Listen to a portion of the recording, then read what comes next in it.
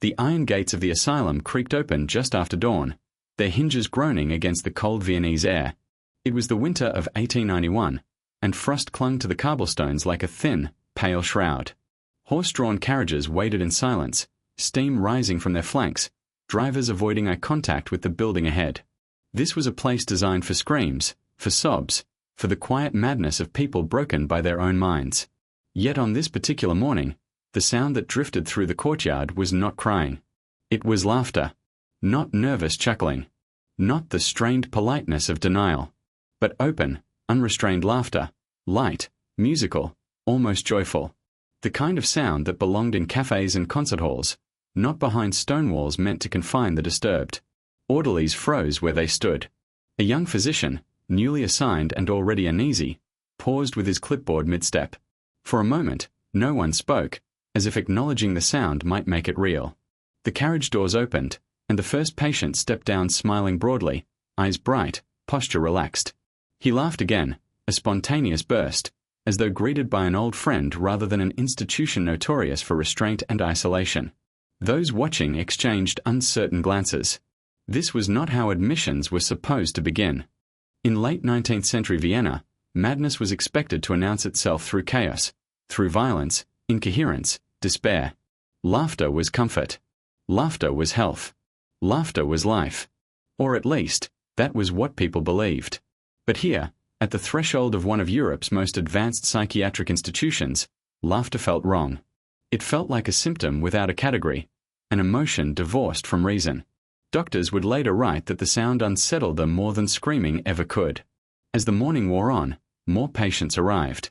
Some laughed softly to themselves, others grinned uncontrollably, a few humming or greeting the staff with warmth and enthusiasm. One woman clapped her hands in delight at the sight of the long corridor ahead. Another joked about the cold. None resisted admission. None appeared afraid. That, perhaps, was the most disturbing part. This was Vienna at the height of its intellectual confidence. Sigmund Freud was beginning to reshape how the mind itself was understood. Neurology and psychiatry were separating from superstition and theology, promising scientific explanations for human behavior. Asylums were no longer merely warehouses for the unwanted. They were laboratories of the mind. Every twitch, every word, every expression was meant to be observed, categorized, and explained. Yet no one was prepared for patients who entered laughing. The intake ledgers would later describe them in clipped, clinical phrases, elevated mood, inappropriate mirth, euphoria without cause. But behind those neat descriptions lay unease. Because laughter, in these cases, did not fade. It echoed down hallways late at night. It carried through wards where other patients sat silent or weeping. It disrupted routines. It unsettled nurses. And slowly, it began to frighten the physicians tasked with understanding it. Why were these people happy? Some staff whispered that the laughter was an act, an attempt to appear harmless, to mask something darker. Others feared it was a sign of an unknown disease, one that attacked the mind by distorting emotion itself. There were even murmurs of contagion, the old fear that madness could spread through proximity, imitation, or suggestion. In a time before brain scans or antibiotics, when science was still feeling its way through the dark corridors of the human psyche, such fears were not easily dismissed. The laughter didn't belong. That was the problem. It refused to fit into existing theories of insanity. These patients were not delusional in the traditional sense. Many spoke coherently. Some were highly educated. They answered questions calmly, even cheerfully. They understood where they were and why they had been brought there. And yet they laughed, at nothing, at everything, sometimes for hours. One senior physician reportedly remarked that he would have preferred rage or despair. Those could be treated, restrained, or at least understood.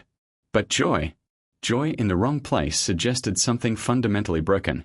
Outside the asylum walls, Vienna bustled with life. Coffee houses buzzed with debate. Music poured from concert halls. The city celebrated progress and reason.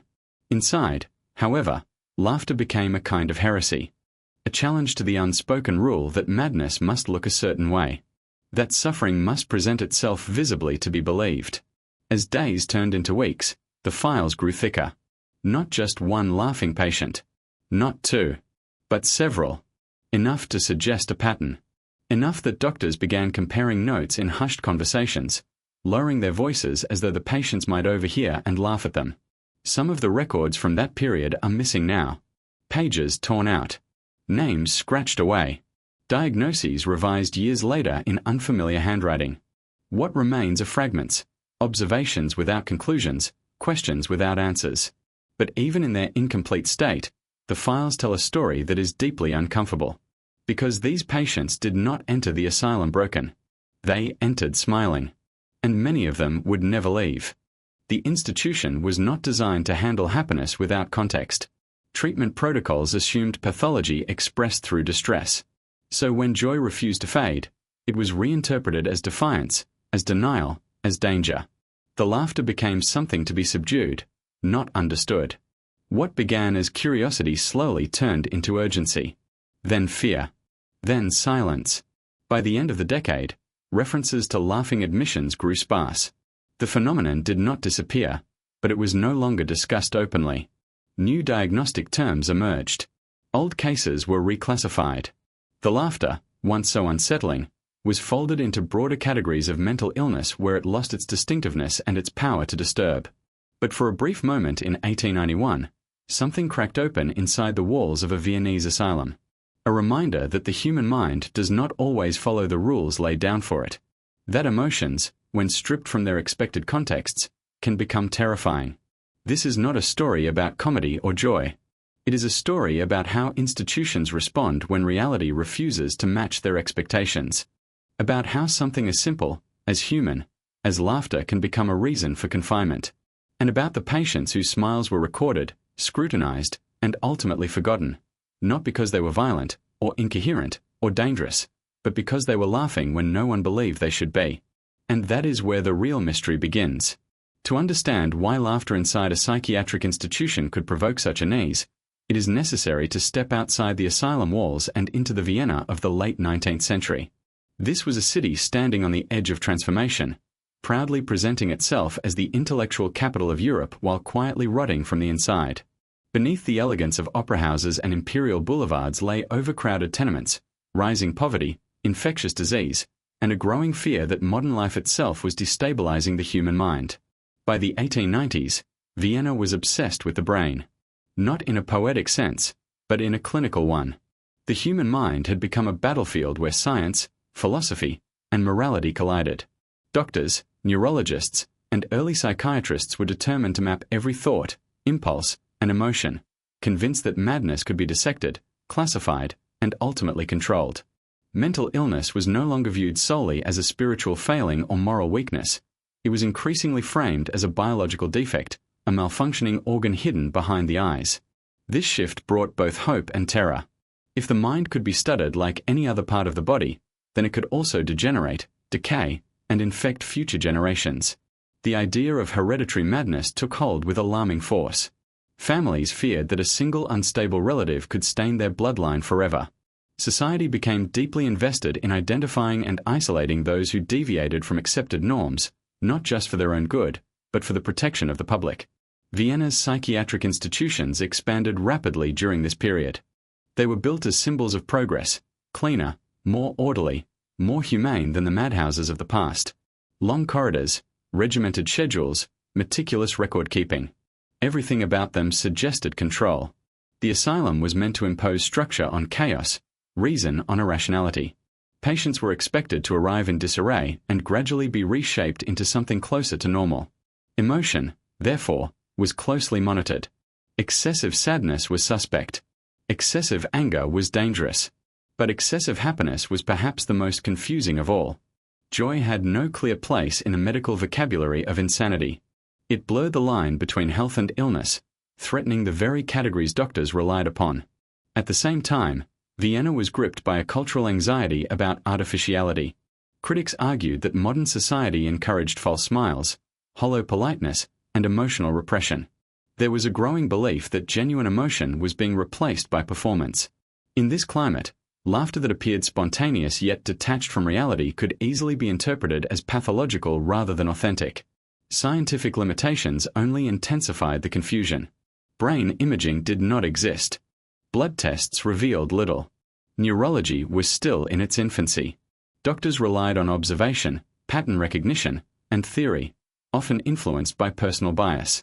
When confronted with behaviors that did not align with existing models, the default response was to force them into the closest available category, even if it did not quite fit. The concept of degeneration loomed large over medical thinking. Popularized by prominent theorists, it suggested that modern civilization was producing weaker, more unstable minds. Urban life, industrial noise, alcohol, sexual excess, and intellectual overstimulation were all blamed for eroding mental stability. Symptoms that seemed inexplicable were often attributed to this vague, ominous process. Laughter without cause could be framed as a sign of a nervous system fraying at the edges. There was also the influence of hysteria, a diagnosis applied liberally and inconsistently. While often associated with women, hysteria was increasingly used to explain any emotional display that defied logic. Sudden joy, emotional volatility, and inappropriate reactions all fell under its umbrella. Yet the laughing patients did not always fit this diagnosis either. Many were calm, controlled, and self-aware. They did not collapse into fits or lose touch with reality. They simply laughed. Vienna's intellectual elite prided themselves on rationality, but superstition had not vanished. Old fears lingered beneath the surface. There were still whispers about moral corruption manifesting physically, about the soul revealing its decay through the body. Laughter, especially when disconnected from pleasure or humor, could be read as mockery of suffering, of authority, of the natural order itself. The city was also deeply hierarchical. Social roles were rigid, and behavior was expected to align with one station. When individuals broke from these expectations, especially in emotional expression, it unsettled the social fabric. A poor laborer laughing uncontrollably might be dismissed as drunk, but an educated clerk, a mother, or a student doing the same demanded explanation. Respectability itself seemed under threat. Inside the asylums, this tension played out daily. Doctors were not merely healers, they were guardians of normality. Their authority depended on the belief that they could distinguish sanity from insanity. Cases that blurred that boundary undermined their credibility. Laughter, in this context, became a professional challenge. If happiness could be a symptom, then what did that say about health? As medical journals circulated and conferences convened, Viennese doctors were acutely aware of their international reputation. Psychiatry was a competitive field. New theories promised prestige, but admitting uncertainty carried risk. It was safer to classify than to question. Safer to institutionalize than to admit ignorance. The broader public, meanwhile, viewed asylums with a mixture of fear and fascination. They were places where unwanted truths were hidden away. Families committed relatives quietly, often under social pressure. Once inside, patients lost not only their freedom, but their voice. Their behavior would be interpreted through medical language, stripped of personal meaning. This is the world into which the laughing patients arrived. A world eager to understand the mind, but deeply uncomfortable with ambiguity. A society that celebrated joy in art and music, yet recoiled from it when it appeared in the wrong place. Vienna was a city that demanded emotional order, even as it obsessed over emotional depth. Against this backdrop, laughter ceased to be innocent. It became a disturbance, a crack in the carefully constructed image of scientific control. And when that crack appeared inside the walls of the asylum, it threatened to expose just how little was truly understood about the human mind. The stage was set not for compassion, but for classification. Not for curiosity, but for containment. And so, when patients crossed the threshold smiling, they were not welcomed as anomalies to be explored, but as problems to be solved, quietly, efficiently, and, if necessary, forgotten. The building itself was meant to inspire confidence. Thick stone walls, tall arched windows, long corridors designed to allow light to spill across polished floors. From the outside, the asylum presented an image of order and authority, a place where chaos could be contained and studied. Inside, everything was measured, documented, and controlled. Every patient who crossed the threshold was transformed into a case, their life reduced to ink on paper, their thoughts filtered through the language of medicine. At intake, the process was rigid and ritualistic. Names were recorded, ages estimated, professions noted if they seemed relevant. Family histories were questioned closely, especially any hint of mental instability, epilepsy, alcoholism, or suicide. Doctors believed madness left footprints across generations, and they searched for those traces obsessively. A patient was never just an individual. They were evidence in a larger theory. The files that survive from this period are unsettling not because of what they say, but because of how calmly they say it. A line noting excessive laughter upon arrival sits beside descriptions of physical build and eye color. There is no alarm in the handwriting, no visible hesitation. Yet when those same files are read together, patterns begin to emerge, patterns that suggest discomfort even when it was not openly admitted. Some ledgers refer to patients arriving in a state of inappropriate cheerfulness. Others describe continuous smiling despite environment. One physician added, almost offensively, that the patient appeared otherwise rational.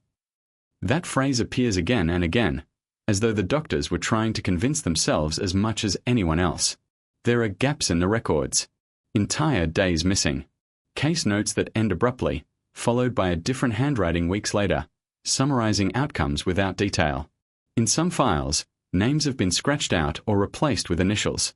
In others, diagnoses are amended in the margins, newer terminology layered over older uncertainty. It is clear that these were not straightforward cases, and that the people documenting them were struggling to keep their observations aligned with acceptable medical explanations. The asylum staff worked under constant pressure. Their reputation depended on their ability to categorize and manage patients efficiently. Uncertainty slowed the system. Patients who could not be easily classified disrupted routines. The laughing patients did exactly that. They did not scream or resist. They did not require immediate restraint. They spoke politely, followed instructions, and cooperated with examinations.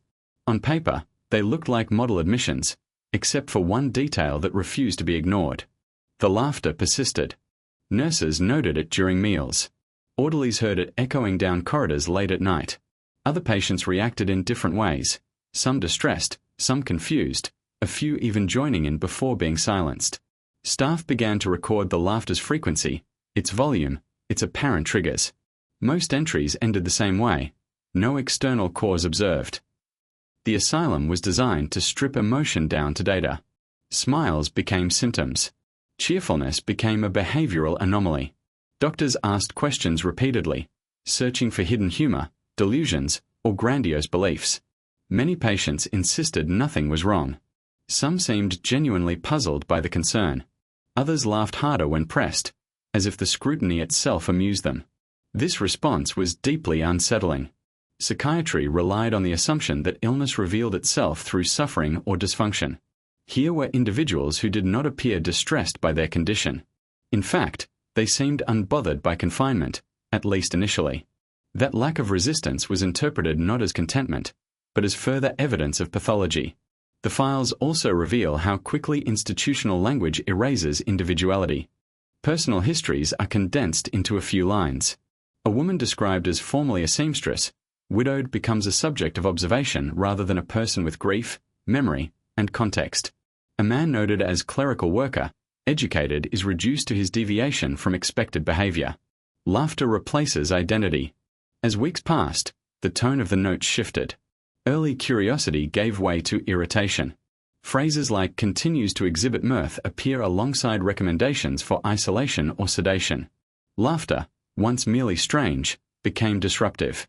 It interfered with the orderly environment the asylum prided itself on maintaining. Some doctors worried about influence. There was a growing belief that emotions could spread among patients, especially in confined spaces. If laughter could be learned, then it posed a threat to discipline. A ward filled with quiet despair was manageable. A ward punctuated by laughter was not. It is here that the files become most troubling. In several cases, the detailed observational notes stop shortly after treatment intensifies. Patients are moved, transferred, or marked as unresponsive. What that meant in practice is rarely explained. Sometimes a final entry appears months later, summarizing the outcome in a single line. Other times, the record simply ends. The absence of detail invites speculation, but it also reflects a broader truth about institutional care at the time. Patients who failed to conform were not mysteries to be cherished, they were problems to be neutralized. Once a case stopped offering intellectual value or became inconvenient, attention shifted elsewhere. Reading these files today feels like listening to half a conversation. The doctors speak through their notes, but the patients' voices are almost entirely absent. Their laughter is recorded, but never interpreted from their perspective. We are told that they smiled, that they laughed, that they appeared content, but never why. That absence is perhaps the most haunting part. Laughter, stripped of meaning, becomes something alien. Without context, it reads as empty noise, a mechanical malfunction rather than an emotional response. The files do not ask whether these patients were relieved, dissociated, or responding to trauma in a way no one yet understood. They simply note deviation and move on. Over time, the language hardens. The laughter is no longer inappropriate but persistent. Then pathological. Eventually, it becomes resistant to treatment. Each shift marks a narrowing of curiosity and an expansion of control. The asylum, like the files it produced, was not built to sit with uncertainty. It was built to resolve it, even if resolution meant silence. What remains today is a paper trail filled with restraint. These are not sensational documents. There are no dramatic confessions, no wild claims. Just orderly handwriting documenting something that refused to fit. And in that refusal, a quiet tension emerges between what was observed and what could be explained. The asylum files do not tell us who these people truly were. They do not tell us what they felt when they laughed. They tell us something else instead: how quickly an institution, faced with an emotional expression it could not decode, began to pull away, closing ranks around its own authority. In those ledgers, laughter becomes a warning sign. Not because it harmed anyone, but because it challenged the system's ability to define reality. And once that challenge appeared on paper, it had to be managed, contained, and, eventually, forgotten.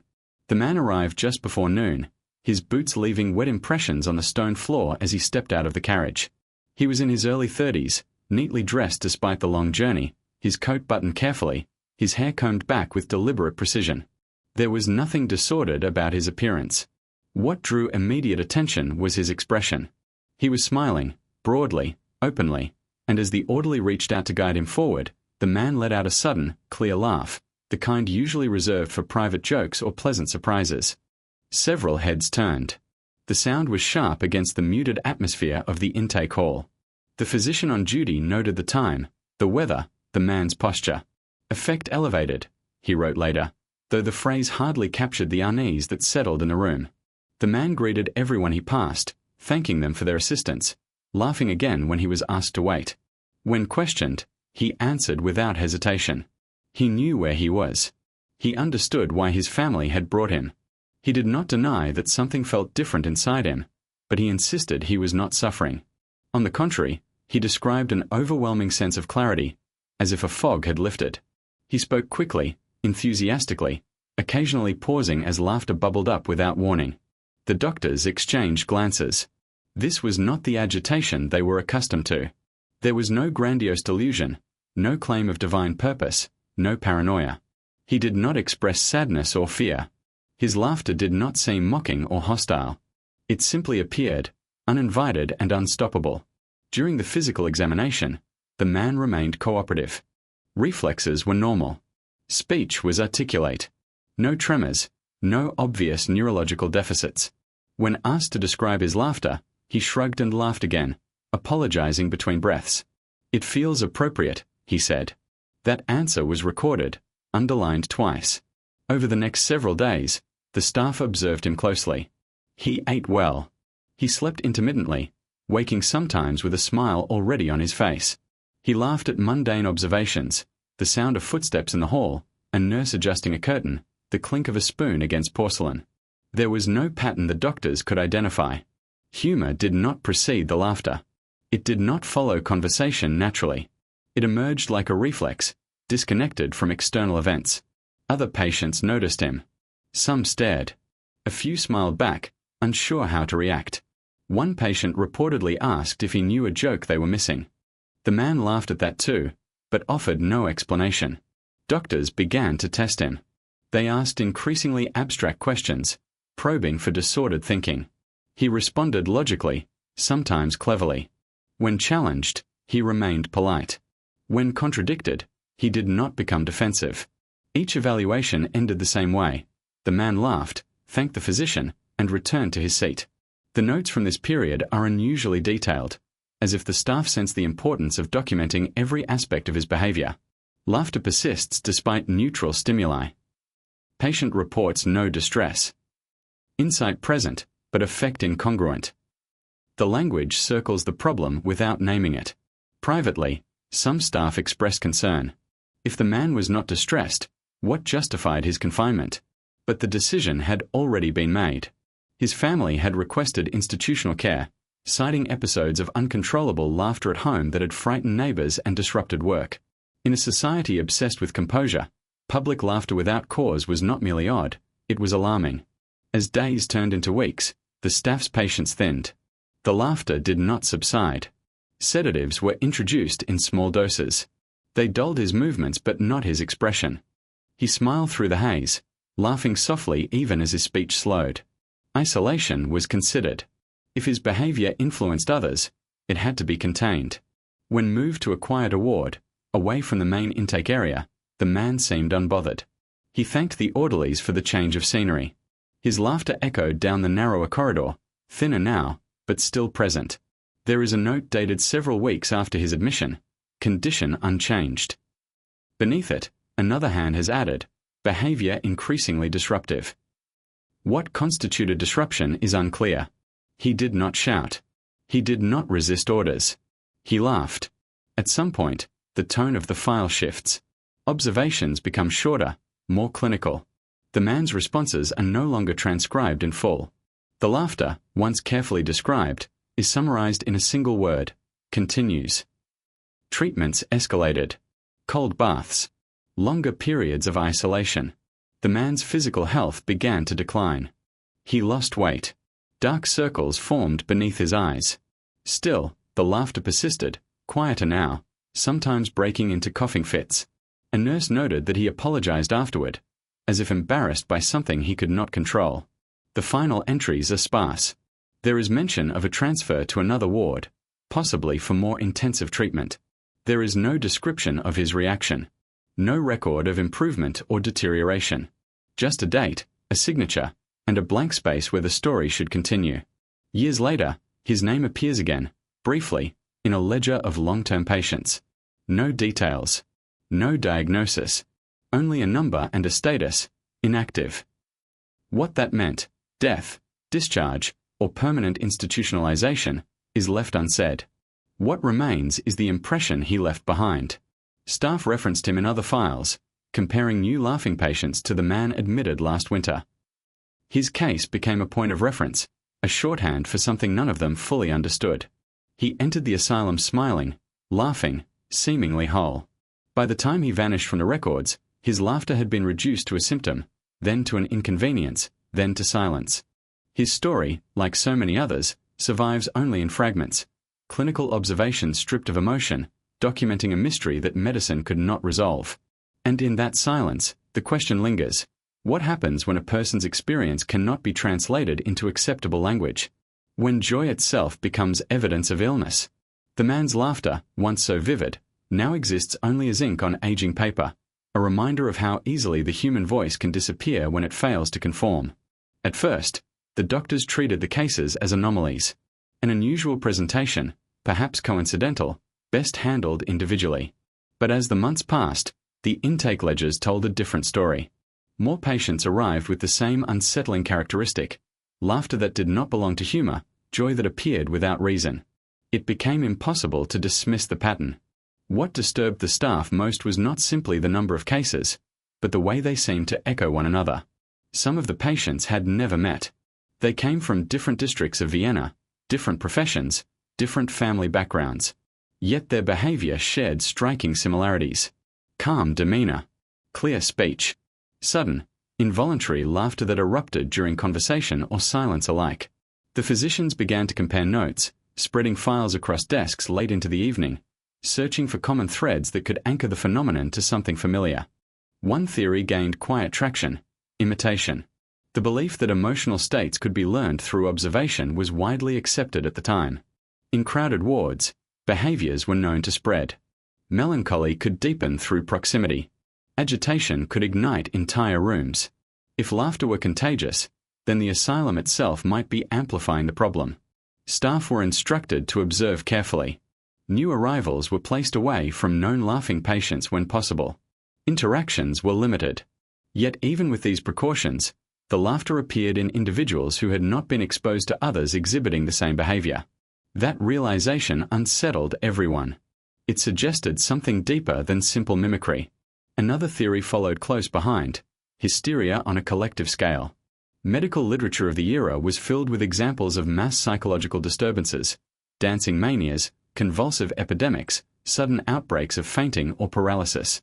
These events were often attributed to shared stress, suggestion, or moral weakness. Laughter, reframed as a symptom of hysteria, fit uncomfortably well within this tradition. But there were problems with that explanation. Hysteria was expected to fluctuate, to respond to environment, to diminish under authority. The laughter did not. It persisted in isolation. It persisted under sedation. It persisted in patients who showed no other signs of emotional instability. The doctors found themselves trapped between theories that did not quite fit and observations they could not ignore. As unease spread among the staff, whispers followed. Some nurses claimed the laughter changed the atmosphere of the wards. They spoke of nights when the sound seemed to drift through the halls long after the patients should have been asleep.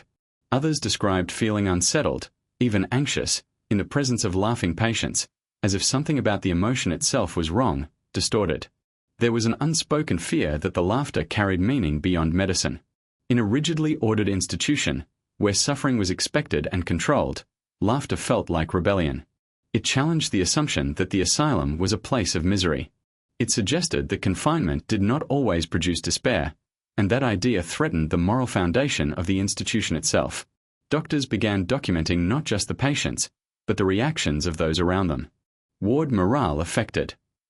Staff report discomfort. Other patients distressed. These notes reveal a growing sense that the laughter was not contained within individual bodies, but was radiating outward, disrupting the emotional equilibrium of the entire institution. Some staff worried openly about contagion, not in a biological sense, but a psychological one. If laughter could spread, then it could undermine discipline. Order depended on predictability. Laughter was unpredictable. It arrived without warning and vanished just as suddenly, leaving behind an uncomfortable silence. In response, stricter controls were implemented. Laughing patients were separated when possible. Conversations were shortened. Recreational activities were curtailed. The environment grew more austere, as if seriousness itself could suppress the unwanted emotion. These measures had little effect. If anything, the laughter grew more subdued but no less persistent. The idea of shared madness began to circulate quietly among the physicians, not as an official diagnosis, but as a private anxiety. What if these patients were not imitating one another, but responding to a common, unseen cause? Something environmental, perhaps. Poor air quality, industrial pollutants, dietary deficiencies. Vienna was a modern city, but it was also dirty, crowded, and chemically unregulated. Factories belched smoke into the streets. Heavy metals contaminated water supplies. Doctors speculated, without evidence, about invisible toxins affecting the nervous system. Others turned to more abstract explanations. The human mind, they argued, might be reacting to the pressures of modern life in unexpected ways. Laughter could be a defense mechanism, a release valve for overwhelming stress. But if that were true, why did it manifest so selectively? Why not in the general population? Why within the walls of the asylum? These unanswered questions fueled paranoia. The asylum was meant to contain madness, not generate it. If patients were arriving with similar symptoms, or worse, developing them after admission, the institution itself might be implicated. That possibility was deeply threatening. It was easier to frame the laughter as a pre-existing condition than to consider the environment's role in shaping it. As concern mounted, communication between departments grew tense. Senior physicians dismissed some theories as speculation. Junior staff hesitated to voice doubts. The hierarchy discouraged open debate. Publicly acknowledging uncertainty risked reputational damage, and so discussions retreated into private conversations and marginal notes in files. Meanwhile, the patients continued to laugh. Some seemed aware of the effect they had. A few apologized repeatedly, expressing embarrassment and confusion. Others appeared indifferent, as if the laughter were background noise to their own thoughts. None described it as pleasurable in the way doctors expected. It was simply there, arriving without invitation, leaving without explanation. The notion of shared madness ultimately offered little comfort. It explained nothing and solved nothing. But it did provide a framework for action. If the laughter represented a collective threat, then containment was justified. Isolation was necessary. Control was paramount. In this way, fear reshaped policy. What began as curiosity hardened into suspicion. The laughing patients were no longer merely unusual cases. They were potential catalysts for disorder. Their joy, stripped of innocence, became something dangerous. And so the asylum responded as it always had when faced with the unknown, by tightening its grip. The laughter, once documented with careful detail, was now something to be managed, reduced, and silenced. Whether it was contagious or not no longer mattered. What mattered was that it did not belong. In the end, the question of shared madness lingered unanswered. But the response to it revealed something deeper about the institution itself. Faced with an emotion it could not explain or control, the asylum chose fear over understanding. And in doing so, it ensured that whatever the laughter truly represented, illness, defense, or something else entirely, it would be remembered not for what it was, but for the threat it was believed to pose. As the number of laughing patients grew, so too did the urgency to explain them. Psychiatry in late 19th century Vienna prided itself on classification. Every symptom was meant to point toward a diagnosis, every behavior to fit within a known framework. When something resisted that process, it was not merely inconvenient, it was destabilizing. And so, one by one, the prevailing theories of the era were brought forward, tested against the evidence, and quietly set aside. Hysteria was the first refuge. It was a diagnosis flexible enough to absorb nearly any emotional irregularity. Excessive laughter, particularly when it appeared sudden and uncontrollable, could be framed as a nervous discharge, a malfunction of emotional regulation. Doctors searched for signs of emotional trauma, moral weakness, or suppressed conflict. Yet the laughing patients rarely exhibited the dramatic fluctuations typically associated with hysteria. They did not collapse into tears. They did not display suggestibility in the expected ways. Many remained emotionally consistent over time, their laughter steady rather than episodic. The diagnosis felt forced, and the more it was applied, the less convincing it became. Next came moral insanity, a concept rooted in the belief that individuals could retain intellect while losing proper emotional or ethical responses. On paper, this seemed promising. The patients were rational, articulate, and aware of their circumstances, yet their emotional reactions were deemed inappropriate. Laughter in the face of confinement could be interpreted as a moral defect, a failure to respond correctly to reality. But this explanation raised troubling questions. If morality could be measured by emotional expression, then who decided what was appropriate? The physicians found themselves drifting dangerously close to judging character rather than diagnosing illness. Degeneration theory hovered over every discussion like a shadow. Popular and ominous, it suggested that modern life was eroding the nervous system, producing strange and unpredictable symptoms. A line noting excessive laughter upon arrival sits beside descriptions of physical build and eye color. There is no alarm in the handwriting, no visible hesitation. Yet when those same files are read together, patterns begin to emerge, patterns that suggest discomfort even when it was not openly admitted. Some ledgers refer to patients arriving in a state of inappropriate cheerfulness. Others describe continuous smiling despite environment. One physician added, almost offensively, that the patient appeared otherwise rational. That phrase appears again and again, as though the doctors were trying to convince themselves as much as anyone else. There are gaps in the records. Entire days missing. Case notes that end abruptly, followed by a different handwriting weeks later, summarizing outcomes without detail. In some files, names have been scratched out or replaced with initials. In others, diagnoses are amended in the margins, newer terminology layered over older uncertainty. It is clear that these were not straightforward cases, and that the people documenting them were struggling to keep their observations aligned with acceptable medical explanations. The asylum staff worked under constant pressure. Their reputation depended on their ability to categorize and manage patients efficiently. Uncertainty slowed the system. Patients who could not be easily classified disrupted routines. The laughing patients did exactly that. They did not scream or resist. They did not require immediate restraint. They spoke politely, followed instructions, and cooperated with examinations. On paper, they looked like model admissions, except for one detail that refused to be ignored. The laughter persisted. Nurses noted it during meals. Orderlies heard it echoing down corridors late at night. Other patients reacted in different ways, some distressed, some confused, a few even joining in before being silenced. Staff began to record the laughter's frequency, its volume, its apparent triggers. Laughter, under this framework, became a sign of decay rather than disease, a symptom of a mind slipping away from evolutionary stability. But degeneration was a theory of despair. It explained everything and nothing at once. It offered no mechanism, no treatment, only an excuse for pessimism. While it satisfied a cultural fear, it failed to satisfy scientific rigor. Some doctors turned to neurosyphilis, a known cause of psychiatric symptoms at the time. The disease could produce personality changes, emotional instability, and inappropriate affect. Tests were crude, but physical signs were often apparent. In the laughing patients, those signs were absent. No paralysis, no speech impairment, no progressive cognitive decline. The theory could not hold without evidence, and most cases did not support it. Epilepsy was considered next, particularly forms that affected behavior rather than convulsions. Emotional outbursts were known to occur in some patients. Yet epilepsy typically revealed itself through sudden disruptions, blackouts, confusion, physical episodes. The laughter did not align with these patterns. It was too sustained, too integrated into the patient's daily behavior. There were even attempts to link the laughter to intoxication or withdrawal.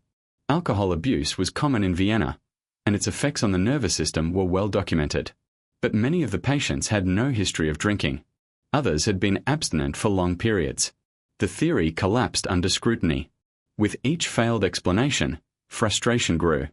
The doctors were not simply searching for answers, they were defending the integrity of their profession. To admit that something lay beyond their understanding was to admit vulnerability. And so, increasingly speculative ideas emerged. Some suggested that laughter could be a reflexive response to sensory overstimulation, a nervous system overwhelmed by urban life. Noise, crowds, constant social pressure. The mind, unable to process it all, might default to laughter as a release. But this raised another uncomfortable question. If modern life caused such symptoms, then why were they not more widespread? Why did they appear most clearly within the asylum? Others proposed that the laughter was an early sign of psychosis, a precursor to more severe symptoms that simply had not yet emerged. This allowed doctors to justify confinement while postponing explanation. The problem with this theory was time. Many patients remained unchanged for months or years. The anticipated deterioration never arrived. The more theories failed, the more the doctors relied on language that obscured rather than clarified. Terms like atypical presentation and mixed affective disorder began to appear in notes. These phrases signaled professional uncertainty while maintaining the appearance of control. They were placeholders where understanding should have been. Privately, some physicians admitted their discomfort. Laughter unsettled them not because it was loud or disruptive, but because it contradicted the narrative of suffering that justified institutional care. The asylum was built on the premise that patients were there because they could not function in society. Laughing patients seemed, at least emotionally, unburdened. That contradiction threatened the moral logic of confinement. As explanations failed, attention shifted from cause to management. If the laughter could not be explained, it could at least be subdued. Treatment became less about healing and more about normalization. The goal was no longer understanding, but compliance. This shift marked a turning point. Medicine, when faced with its own limits, often retreats into authority. The laughing patients were no longer puzzles to be solved, but anomalies to be corrected. Theories were no longer tested against their experiences. Their experiences were reshaped to fit whatever theory remained most defensible. What none of the prevailing explanations could account for was the consistency of the laughter's emotional tone. It was not manic exuberance, not mocking derision, not nervous tittering. It lacked the intensity of mania and the chaos of psychosis. It was calm, almost gentle. That subtlety made it more disturbing, not less. In the absence of answers, speculation turned inward. Was the problem not the patients, but the framework itself? Psychiatry at the time was deeply invested in the idea that emotional expression had a correct form.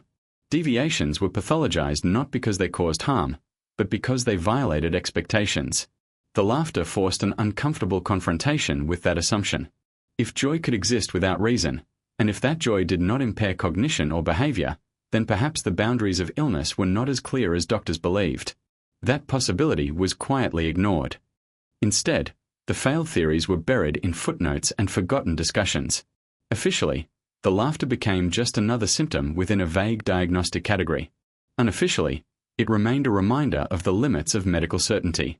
The patients continued to laugh, and the doctors continued to write, but the gap between observation and explanation only widened.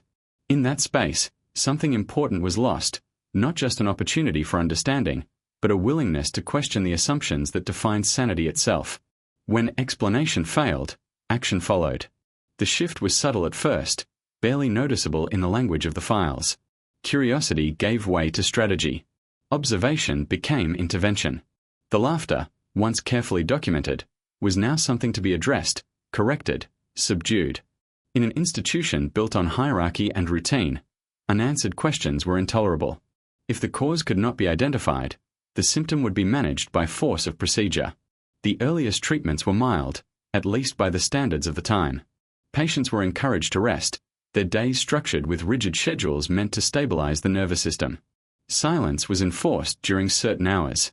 Stimulation was reduced. The belief was simple: if laughter was excess, then restraint might restore balance. For a few patients, the laughter softened, becoming quieter, less frequent. For others, it remained unchanged. Sedatives soon followed. Bromides, chloral hydrate, and opium derivatives were administered in carefully measured doses. These substances dulled the body and slowed thought, producing a heavy calm that doctors interpreted as improvement. But even under their influence, some patients smiled faintly, laughing softly in their sleep.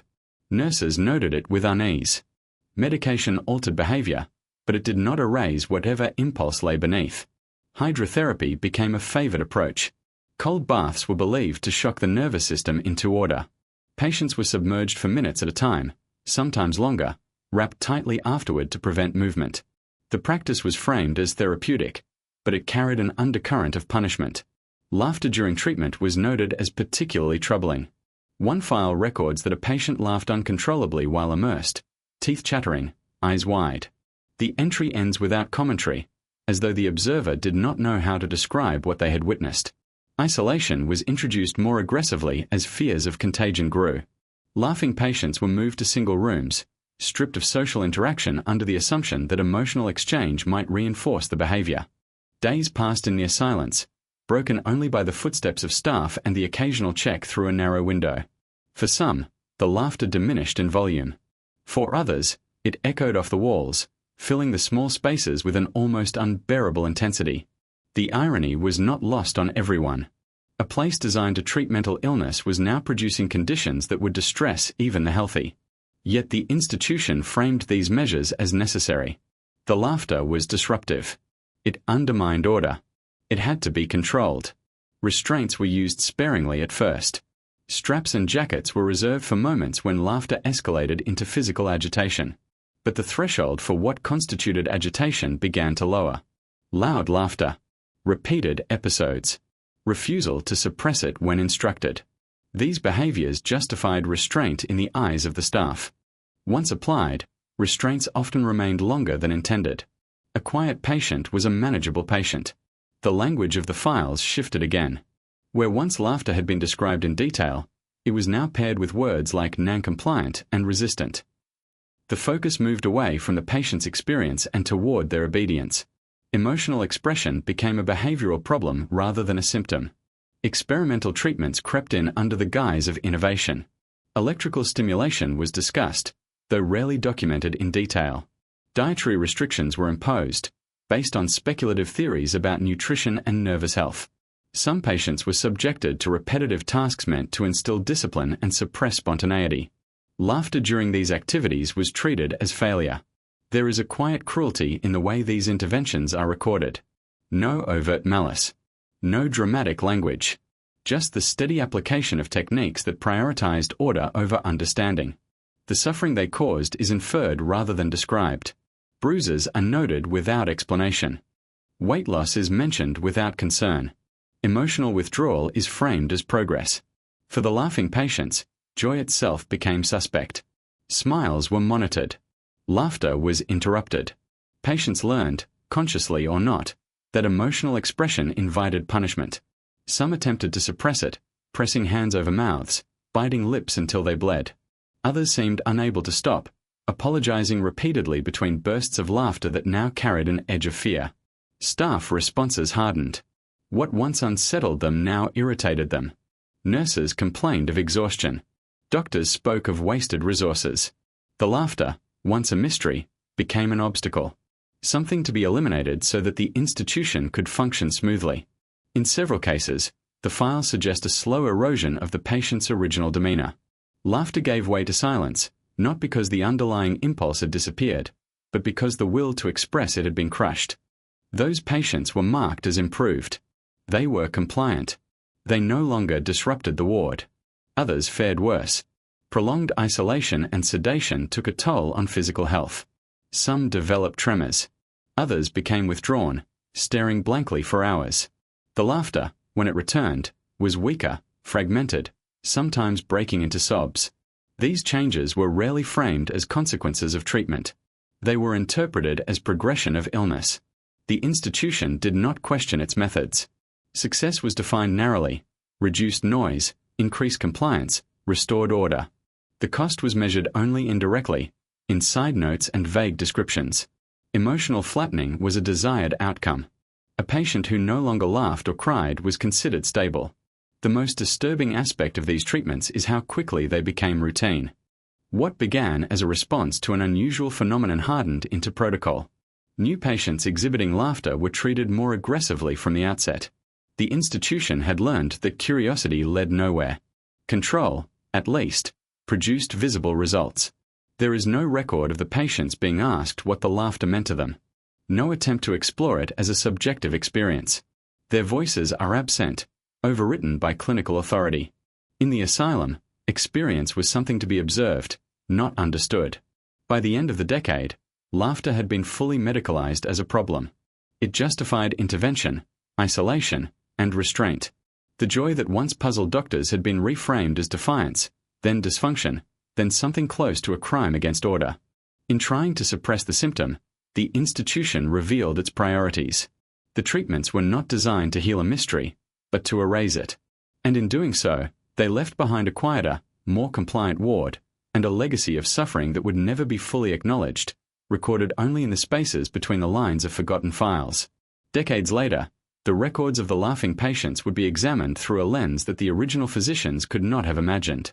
Modern neurology and psychiatry have developed tools and frameworks far beyond the reach of 19th century Vienna, yet even now, the phenomenon retains its capacity to unsettle. In trying to understand these cases, contemporary science approaches the question from multiple angles, integrating neurological insight, psychological theory, and historical context. One of the first areas of inquiry focuses on neurological conditions that can produce involuntary laughter. Pseudobulbar effect, for example, is a disorder caused by damage to the brain's frontal or corticobulbar pathways. Patients with this condition may laugh or cry uncontrollably, often without emotional correspondence to their outward behavior. The laughter is not deliberate. It is a reflexive release of neural misfiring. In modern terms, some of the laughing patients might have displayed a form of pseudobulbar effect triggered by neurological insult, whether through infection, stroke, or trauma. Encephalitis, inflammation of the brain often caused by viral infection, is another plausible explanation. Certain types of encephalitis, including viral or autoimmune varieties, can produce behavioral disturbances, inappropriate emotional responses, and even euphoria. Symptoms vary widely, but laughter without clear cause is a documented manifestation. In an age without vaccines, antibiotics, or advanced diagnostic tools, such conditions would have gone undetected, their neurological signatures invisible to physicians armed only with observation and rudimentary physical exams. Frontal lobe disorders offer yet another possible explanation. Damage or developmental anomalies in the frontal cortex can disrupt social and emotional regulation, producing behavior that appears inappropriate or exaggerated. Patients may retain cognitive clarity while exhibiting uncontrolled emotional expression, including laughter. The laughing patients of Vienna, articulate and lucid, yet persistently mirthful in circumstances considered inappropriate, could fit this pattern. Modern imaging techniques, had they existed, might have revealed subtle structural anomalies or lesions that went completely unnoticed at the time. Toxic exposure and metabolic disturbance are further considerations. Heavy metals such as lead or mercury were common in industrial cities like Vienna. These substances can affect the nervous system, altering mood and impulse control. Nutritional deficiencies, especially of B vitamins, can similarly manifest with neurological and psychiatric symptoms. In the crowded and polluted urban environment of the late 19th century, exposure to such factors could plausibly have contributed to unusual affective states in a subset of patients. In addition to neurological and physiological explanations, contemporary psychiatry also examines the psychological dimensions of the laughter. Emotional expression can serve as a coping mechanism, a way of asserting agency in a situation where control has been stripped away. Some patients may have used laughter as a form of subtle rebellion, a means of asserting presence in a space defined by authority and confinement. In this view, laughter is not a symptom of disease alone, but also a statement, a human response to an institution built to erase individuality. Genetic factors may have played a role as well. Certain rare syndromes are known to produce atypical affective responses. For example, conditions affecting serotonin regulation or other neurochemical pathways can alter emotional processing. Modern psychiatry recognizes that variations in neurobiology can produce behaviors that are startling but not necessarily harmful, and that emotional responses exist on a spectrum rather than within rigid categories. Importantly, these explanations do not resolve the mystery completely. The historical context, the lack of diagnostic tools, the institutional environment, the cultural assumptions about emotion, means that every modern theory remains speculative. The patient's experiences were shaped as much by the social and medical structures of their time as by any underlying neurological condition. Their laughter, documented clinically but rarely explored subjectively, sits at the intersection of biology and circumstance, a phenomenon only partially illuminated by contemporary science. Some researchers also consider the phenomenon as a combination of factors rather than a single cause. Neurological predisposition, environmental stresses, nutritional deficits, and institutional isolation could have interacted in unpredictable ways. Laughter, in this scenario, becomes an emergent property of multiple pressures converging in a mind already vulnerable to emotional dysregulation. The result is behavior that defies simple categorization, behavior that challenges our assumptions about normality. The historical files themselves offer clues that support multiple hypotheses simultaneously. Notes describe patients as lucid, cooperative, and cognitively intact, which aligns with modern observations of frontal lobe disorders or pseudobulbar effect. Reports of laughter triggered by minimal or neutral stimuli suggest a neurological reflex or dysregulation. Observations of persistence over months, and even years, could indicate a chronic underlying condition, or a psychological adaptation to institutional life, or both. The incomplete nature of the documentation leaves space for interpretation, but the convergence of symptoms and historical description suggests a reality that was undeniable even if unexplained. One of the more intriguing aspects of revisiting these cases is the ethical reflection it provokes. Modern psychiatry emphasizes patient-centered care, informed consent, and the subjective experience of the patient. Looking back, the laughing patients were largely voiceless. Their experiences were filtered entirely through observation and documentation, and later interpreted through a lens of pathology. Today, the phenomenon forces us to confront the limitations of diagnostic authority and the human cost of institutional certainty. Laughter was not harmful, but the response to it was. There is also a philosophical dimension. The persistence of laughter in an environment designed to suppress individuality and enforce compliance challenges assumptions about human emotion. It raises questions about resilience, adaptability, and the ways in which effective responses can defy expectation. From a contemporary perspective, the patient's laughter is both a symptom and a form of communication, a way of asserting existence in a space where presence was systematically diminished. Modern science can shed light on mechanisms and possibilities, but it cannot fully reconstruct subjective experience. We can identify neural pathways, biochemical imbalances, and psychological pressures. We can describe conditions that produce uncontrollable laughter. We can speculate about the interplay of environment, biology, and institutional constraint. But the precise reality of each patient, the texture of their awareness, the quality of their joy, the experience of confinement, remains obscured, lost to time and filtered through clinical observation. In studying these cases, contemporary researchers are reminded of the fragility of medical certainty. Conditions that once seemed inexplicable can often be reframed through modern knowledge, yet every explanation is provisional. The laughter that confounded Viennese physicians reminds us that human emotion does not always conform to theory, and that understanding requires both empirical rigor and humility before the unknown. Ultimately, revisiting these patients with modern science illuminates the gap between observation and comprehension. Neurological disorders, psychological resilience, environmental factors, and social context each offer part of the picture, but none captures it entirely. The laughing patients of 1891 Vienna exist as a liminal phenomenon, bridging history and science, fact and mystery. Their story persists not because it is solved, but because it resists resolution, reminding us that some elements of the human mind may always lie beyond complete explanation, haunting the edges of understanding where science meets experience. As months turned into years, the fate of the laughing patients became increasingly difficult to trace. The meticulous records that had begun with detailed observations gradually became sparse, their language clipped and clinical. Individual experiences were reduced to lines in a ledger, outcomes summarized in single phrases, and the vibrancy of laughter recorded in ink now seemed to fade into the silence of bureaucracy. For many, the question of what ultimately happened remained unanswered, leaving only fragments of a story that was as unsettling as the phenomenon itself. Some patients remained within the asylum for the entirety of their lives. Their laughter, once unrestrained, became muted under the weight of sedation, isolation, and the daily routines imposed upon them. The persistence of laughter, which had initially confounded physicians, was slowly framed as chronic illness, a feature of the patient's pathology rather than a temporary anomaly. These individuals were transferred between wards, sometimes into areas designed for more intensive observation. Their files often end abruptly, replaced by notations such as permanent care or long-term observation, leaving modern readers to speculate whether they died in the institution or simply vanished into its silent corridors. For others, the outcome was somewhat more ambiguous. Transfers to other institutions were common, a reflection of both administrative procedures and the limits of local resources. When patients were moved, the files rarely follow them. New records offer minimal details, merely confirming that a patient continued to display unusual effect or that treatment was ongoing. The reason for transfer could be framed as anything from medical necessity to convenience, or even the wish to avoid confronting the institution's own uncertainty. In many cases, the laughter persisted, though it was often quietly noted, stripped of the vivid narrative that characterized earlier entries.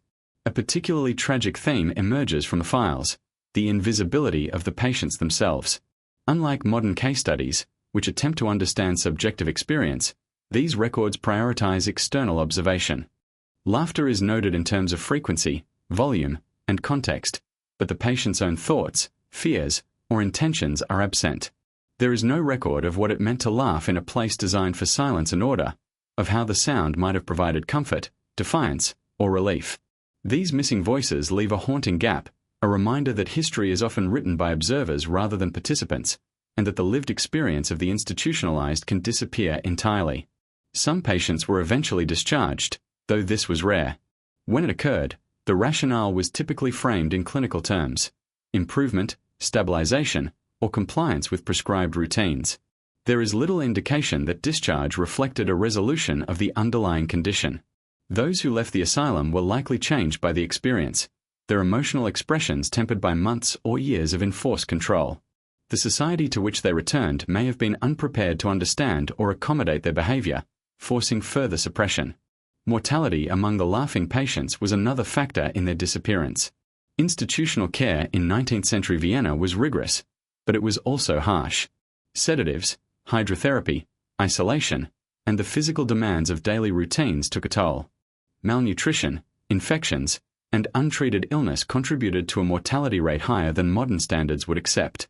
While some patients may have succumbed to natural causes, others likely experienced decline accelerated by the very measures meant to regulate them. Yet the files rarely make note of death as an event. It is often implied, inferred from the cessation of entries, leaving modern readers to reconstruct fate from absence rather than documentation. In addition to physical disappearance, there was also a social erasure.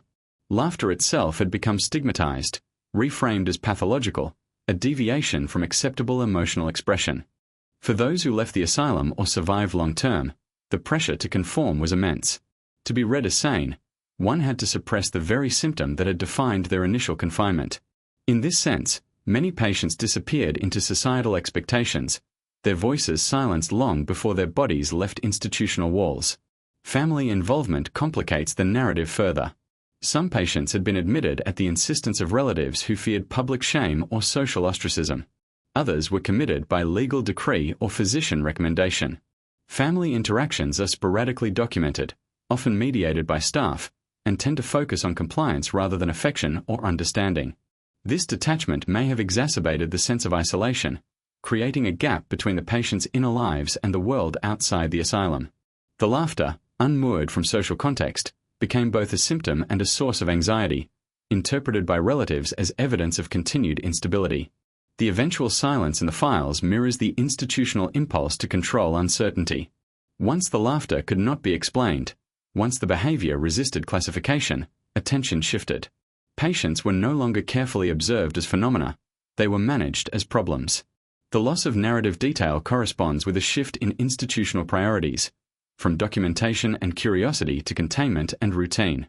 What had once been a source of professional unease became a manageable variable, and in that transition, much of the human experience was erased. Despite this erasure, traces of individual personality persist in subtle ways. Occasional notes reference moments of charm or wit, brief glimpses of intellect or self-awareness, and the occasional interaction that hints at the humanity behind the clinical record. These glimpses suggest that, even under the strictures of the asylum, the patients retained aspects of themselves that could not be entirely suppressed. Laughter, in some cases, remained a silent assertion of identity, a reminder that even in confinement, the human spirit persisted. The fate of the laughing patients also serves as a commentary on the limitations of psychiatry in the 19th century. The records show both diligence and fallibility, careful observation combined with profound misunderstanding. Doctors documented behavior meticulously, yet could not interpret it correctly. Interventions were applied rigorously, yet often without comprehension of underlying cause or consequence. The outcome for the patients, ranging from lifelong institutionalization to quiet disappearance, reflects the intersection of medical authority, social expectation, and the vulnerability of those whose experiences defied conventional understanding. Ultimately, the legacy of the laughing patients lies in the questions they leave behind. What did it feel like to exist in a place designed to erase emotion? How did they experience themselves in the gap between observation and understanding? What became of their individuality when laughter itself was reframed as pathology? The silence of the files, the ambiguity of outcomes, and the systematic erasure of personal voice combined to create a haunting record, one that challenges assumptions about illness, emotion, and the responsibilities of those who hold power over others' bodies and minds. Even today, the story of these patients resonates because it is incomplete. Their fates are scattered across ledgers, notes, and marginal annotations, leaving historians and scientists alike to reconstruct lives from fragments. They vanished physically, socially, and emotionally, but their existence persists in the echoes of laughter that survived only in ink and memory. In examining their trajectories, we are reminded that history is never simply a record of events, but also a reflection of what society chooses to acknowledge, to contain, and, ultimately, to forget.